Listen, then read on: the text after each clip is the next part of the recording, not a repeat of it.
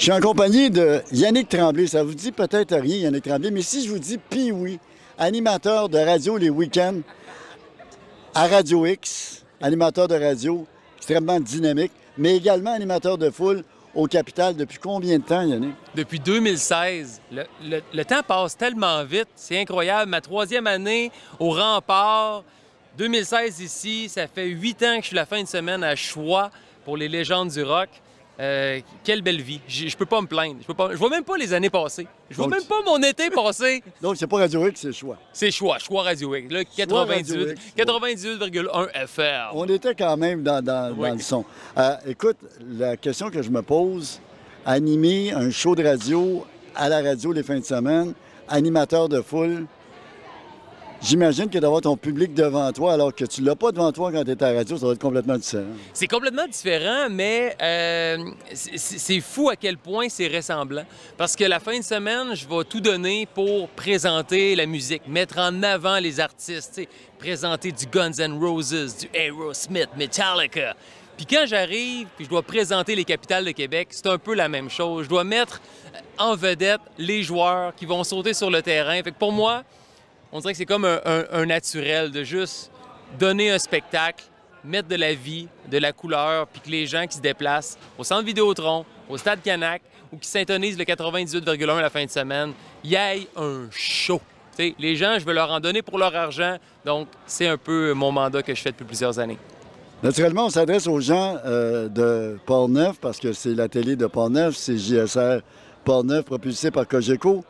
T'as habité à Pont-Rouge? 1 an! Juste assez pour me remplir le bodon au casse-croûte du Vieux-Moulin. Ça a été, je connais. Sauce barbecue, pas la sauce brune, sauce barbecue. Les deux sont bonnes, mais sauce barbecue, oui. Je connais mes classiques quand même. Le Red Bridge Fest aussi, que j'ai déjà animé avec Reg Laplanche. Donc oui, j'adore la région de Portneuf. Et tu habites présentement à Québec? Oui. Et les fins de semaine à la radio, tu es en communication, je pense que tes auditeurs t'appellent. Il y a comme une interactivité avec toi et tes auditeurs. Puis je pense que c'est ça qui est encore important de la radio, l'importance de la radio. Certains vont dire que la radio, ça va mourir. Spotify, Apple Music, les podcasts, la radio, Internet. Mais quand il y a quelque chose qui se passe dans le monde, le pont est bloqué, il y a un accident sur la capitale ou pour savoir qu'il y a un déluge qui s'en vient de Portneuf puis qu'on va recevoir bientôt à Québec, bien les gens écoutent la radio, les gens appellent à la radio, pas juste pour gagner des cadeaux, mais juste pour avoir une proximité. Il y a encore quelqu'un qui m'a appelé en fin de semaine. Elle avait des idées noires, la vie, c'était pas très rose pour elle. Mais juste de savoir qu'elle avait quelqu'un à la radio, à qui se confier, ben ça a fait sa journée. Donc, on peut encore changer la vie des gens, juste avec des salutations à la radio. Quelqu'un qui va m'appeler et me dire « Hey, c'est la fête de ma petite fille, elle a 7 ans, puis elle aimerait ça entendre I Love Rock'n'Roll de Joan Jett. » Ben, j'y mets, je fais leur journée. Tu sais, c'est encore possible de créer du bonheur avec la radio terrestre, puis je pense que c'est pour ça que ça va perdurer. Et c'est vivant, ce que tu animes les fins de semaine. Oui. On a l'impression d'être chez vous. C'est très interactif, c'est très prenant également. Les gens, je pense, c'est pas pour rien que tu as des bonnes cotes d'écoute. Exactement, puis je le prends pas pour acquis. Tu sais, être numéro 1 à Québec depuis autant d'années, je m'assois pas sur mes lauriers parce qu'il y en a beaucoup qui veulent me dépasser. Mais effectivement, c'est en mettant de la rigueur, en mettant tout mon cœur. Quand j'ouvre le micro, que ma gorgée de café à 9 h jusqu'à 16 h, pour moi, c'est un beau marathon que j'ai le privilège d'animer à toutes les fins de semaine, puis je le prendrai jamais pour acquis. Comment c'est arrivé l'histoire du Capital? Comment c'est arrivé animateur de foule au Capital, animateur de foule au match des Remparts de Québec? Comment c'est arrivé tout ça dans ta vie? C'est le précédent animateur, ça faisait 8 ans qu'il était là, puis il s'est dit je pense que c'est temps que je prenne une pause, que j'arrête.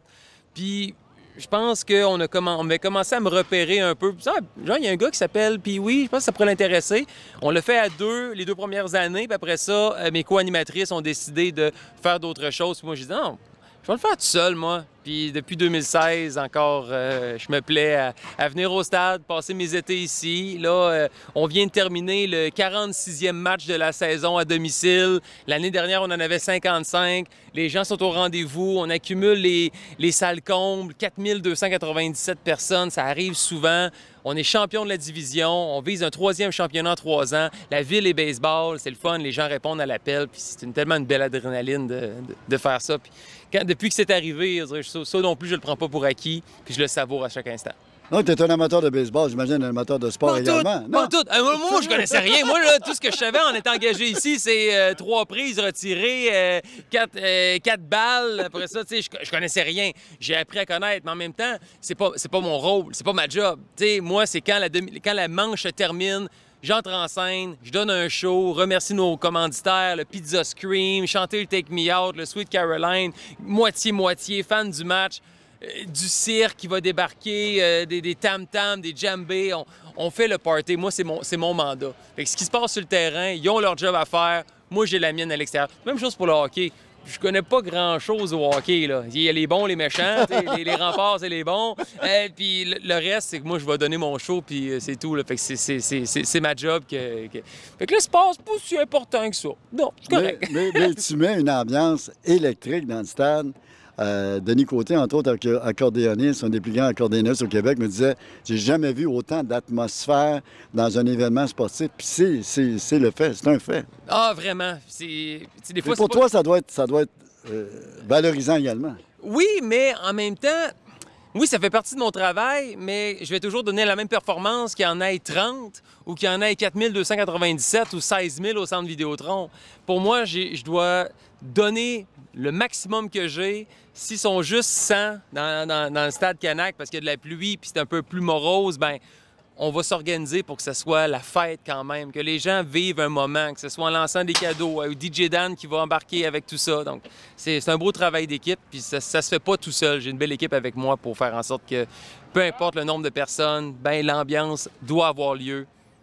J'imagine que tu as ton mot à dire dans les événements, parce qu'entre chaque manche, il y a la pizza, il y a tout le temps de l'action. Est-ce que tu as ton mot à dire là, au niveau de l'animation, au niveau de la chorégraphie? C'est moi qui gère tout.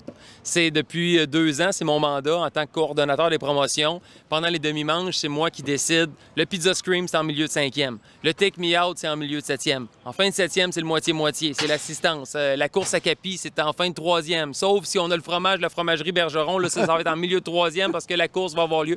Puis j'essaie de tout balancer pour... On chantera pas 2 fois back-to-back. On fera pas le karaoké, puis après ça, le Take Me Out. Sinon, ça va être comme on chante 2 fois. Si je lance des frisbees en fin de 6e, bien, je donnerai pas des cadeaux en milieu de 7e pour que, tu sais, il y ait un répit. Fait que c'est de bien balancer ma soirée pour que les gens soient pas toujours en demande pour une réaction ou faire quelque chose. C'est comme ça que je vois mon plan de match. C'est essayer de diluer mon animation, bien placer mes messages pour faire en sorte que les messages, oui, passent bien, mais que la soirée soit dynamique aussi. Animateur de radio les fins de semaine, animateur de foule ici lors des matchs des Capitales. Si tu as une conjointe, ça doit être une veuve du sport. Non, bien... C'est une veuve de ma vie, je crois, mais on le vit bien. On est une belle équipe. Elle aussi travaille à la radio. Mélanie Trudel, elle a son choix à la Radio X, la exploratrice. Elle travaille dans l'événementiel aussi, elle a une application de rencontre. Donc, on se complète vraiment au niveau de nos horaires atypiques.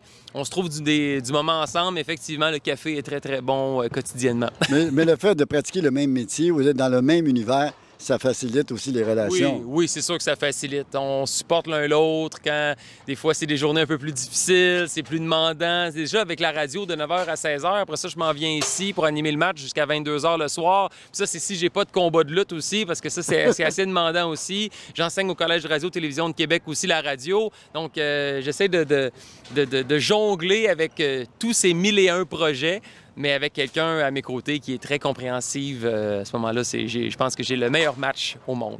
J'ai ouï dire que tu avais même participé à un gala de lutte. Non seulement tu avais été l'animateur, mais as-tu lutté? Oui, moi, je lutte depuis 25 ans. Vendredi dernier, c'est 1000 personnes qui étaient au Stade Canac. En juin dernier, c'est 2000 personnes au Pavillon de la Jeunesse. Wow. On a déjà lutté. J'ai déjà lutté à l'Aréna de Donnacona aussi à quelques reprises. Donc, oui, je pratique la lutte professionnelle depuis... cette année, c'est mon 25e anniversaire. 43 ans, le 4 octobre prochain.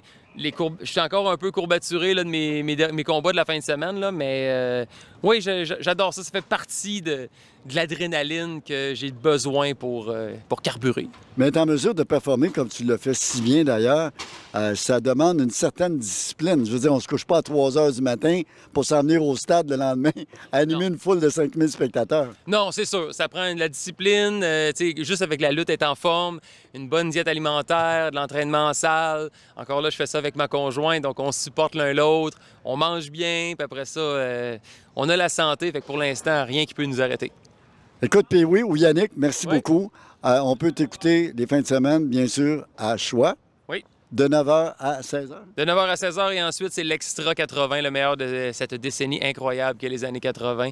Puis sinon, ben, on peut se trouver ici au Stade Canac, au Capitale, au Rempart à partir du 20 septembre également. Donc, au plaisir. Ça doit être le fun également d'être associé à une équipe championne comme les Capitales, qui 9e championnat déjà. Ça doit être aussi le fun d'avoir du monde d'ingrédients. Ah oui, vraiment. Puis là, j'espère qu'on va avoir un 3-en-3 parce que j'aimerais ça avoir une 3e bague. Il me reste des doigts. Ouais, il me reste des doigts pour avoir des bagues de championnat. Let's go. Go, Caps, go. Yannick, Pee-Wee, merci beaucoup. Merci beaucoup de ta participation à l'émission. Ça a été un grand plaisir. Lâche pas, tu fais un travail extraordinaire. C'est toujours un plaisir de renouer, de te voir aussi en action. Merci beaucoup, Yannick. Merci beaucoup et salutations. Jean de Portneuf.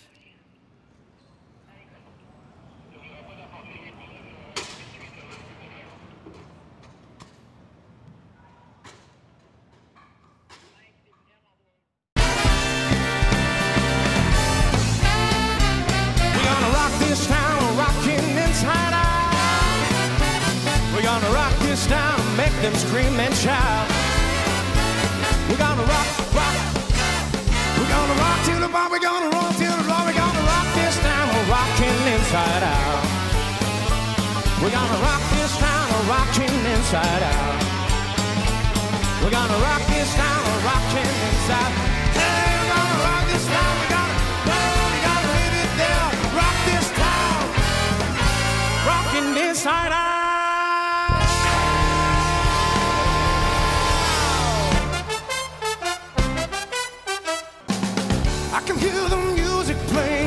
I can see the banners fly. Feel like you're back again in hope riding high. Gonna be your love in motion. All I need is pair of wheels. Take me where my future's lie. Still feel much fire. I can see a new horizon underneath the blazing sky. I'll be where the eagles fly higher and higher. It's like the sun going down on me.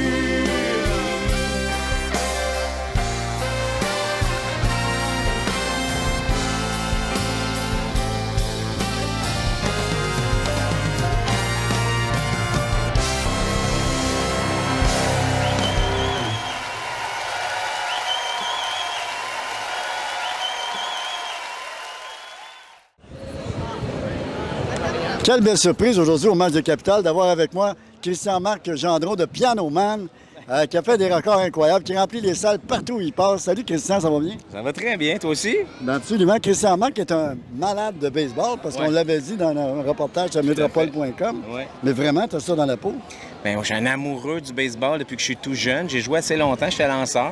Et puis, j'ai tout le temps gardé cette flamme-là. Mes parents m'ont élevé dans le baseball et dans la musique. Et puis, ben maintenant, mes deux passions, c'est le baseball et la musique. Et puis, je suis un grand fan des Capitales de Québec. Je viens souvent, quelques fois par été. J'ai fait l'hymne national quelques fois ici. Michel Laplante, c'est un homme que j'admire énormément pour plein de raisons. Et puis, moi, j'aimerais ça devenir un Michel Laplante. Tu comprends ce que je veux dire? Une icône de gentillesse, de professionnalisme. Et puis voilà, puis il me donne plein de trucs avec les Cardinaux. Comment gérer ça, comment bâtir l'OBNL, comment prendre soin des fans, comment dealer avec les municipalités, tout ça, parce qu'il y a tout le temps des enjeux politiques dans tout ça. C'est pas toujours évident. Non, puis le baseball revient tranquillement, mais il est en petit déclin. Là, on est en train de ressemer quelque chose. Les Capitales ici, c'est phénoménal. Mais je pense que le baseball est en train de renaître un peu à travers le Québec. Moi, je trouve ça beau, puis j'ai envie de participer, puis d'aider ça, puis de tirer ça par en haut, tu sais. Écoute, il n'y a pas d'équipe. Tu es propriétaire des Cardinaux de Saint-Colomban. Oui, des Laurentides, oui. Des Laurentides, excuse. Il n'y a pas d'équipe de Montréal dans la Ligue Frontier. Il y en a une à Trois-Rivières, il y en a une à Ottawa, il y en a une à Québec. Michel Laplante fait beaucoup de démarches, de sollicitations pour qu'éventuellement la région de Montréal obtienne une équipe dans la Ligue Frontier, dans la Ligue Frontier. Est-ce que c'est quelque chose qui pourrait t'intéresser éventuellement? Oui, c'est sûr que oui. Maintenant, je me demande si... Écoute, parce que ça fait longtemps qu'il y a des rumeurs, puis je trouve que ça fait quand même un certain temps qu'il y a des rumeurs, puis on dirait que dans ce temps-là, ça l'annule le fait qu'il y a un vrai buzz. Un peu comme les expos, on dirait qu'on n'y croit plus. Parce que tout le temps, une petite rumeur, il y a quoi qui ressort, mais des fois, j'ai l'impression que c'est un peu... en tout cas, moi, ça me fait pas bien patienter les rumeurs. J'aimerais savoir du concret, tu comprends? Là? Mais j'en entends des belles rumeurs avec des gros noms impliqués, des Rick Gagné, des Russell Martin, j'entends tout ça, là. Et la Frontier, c'est une super de belle ligue. Moi, je vais prôner le senior. La Ligue senior, la Ligue de baseball majeure du Québec, c'est une super de belle ligue aussi. Ça lance à 85-90 000 à l'heure aussi. Quand même. Oui, c'est des baseballeurs de métier. Il y a beaucoup plus de Québécois dans cette ligue-là aussi. Fait qu'il y a quelque chose de très... l'appartenance avec les partisans. Tu sais, nous autres, on est basé à Saint-Colomban, mais quand moi, je suis arrivé avec l'équipe, moi puis mon partenaire François Rousseau, on a construit ça du tout début. On reconstruisait vraiment l'équipe et même dans un nouvel endroit.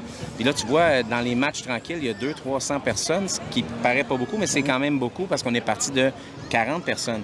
Et puis moi, je vise 500, 600, 700, peut-être 1000 personnes éventuellement par match. Puis ça, c'est viable, là. Alors, tu sais, moi, je pense que... Moi, je crois beaucoup à la Ligue senior, dans les petits hoods, là, qu'on appelle, les petits patelins. La Frontier, c'est gros, ça coûte cher, ça prend un stade de 30 millions, la franchise coûte 3-4 millions. Ça prend des gens d'affaires qui y croient, mais surtout, ça prend de l'ouverture politique, ce qu'on n'a pas présentement, je pense. Malheureusement. Je pense. Écoute, ta carrière, Christian Marc, c'est incroyable, sous les chapeaux de roue. Ouais. Tu fais ça le compte partout. Oui, j'ai beaucoup de chance. On te voit souvent à Québec parce que forcément... Oui, bien, je viens souvent à Québec. Je fais souvent à la salle Albert Rousseau. Là, j'ai une belle résidence au Capitole de Québec.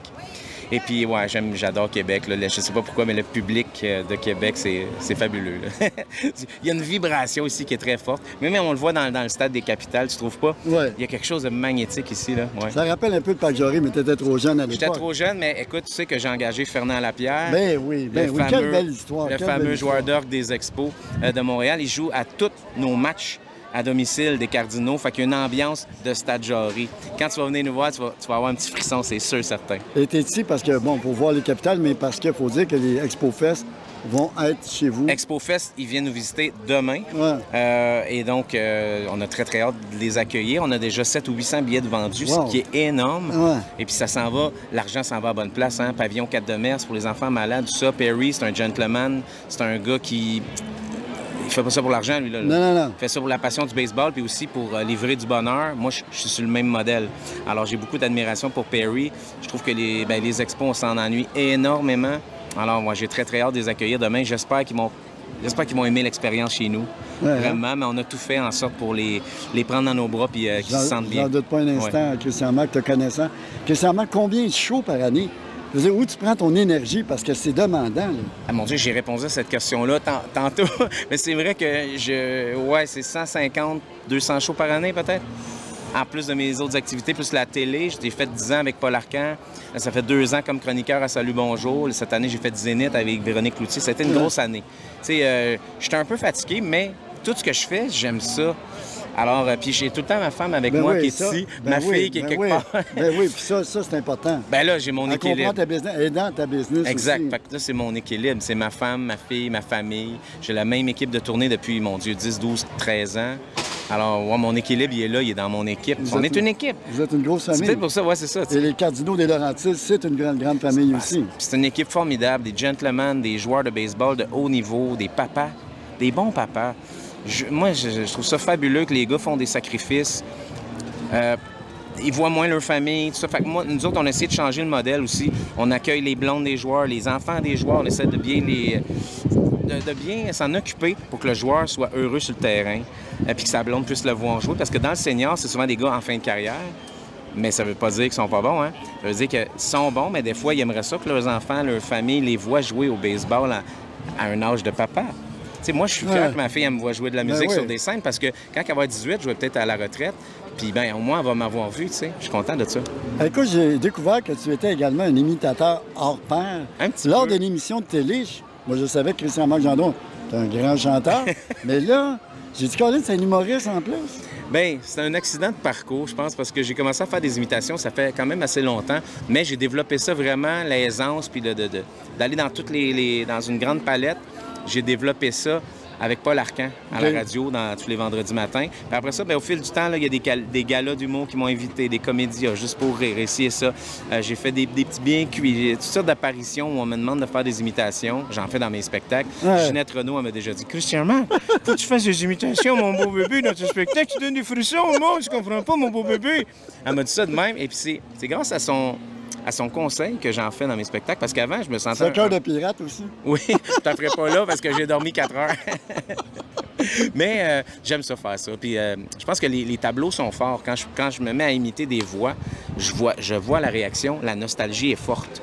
Ça fait partie un peu de l'équation du succès, je pense, que j'ai, là, tu sais. Christian-Marc Gendron, merci beaucoup. Hey, merci à toi.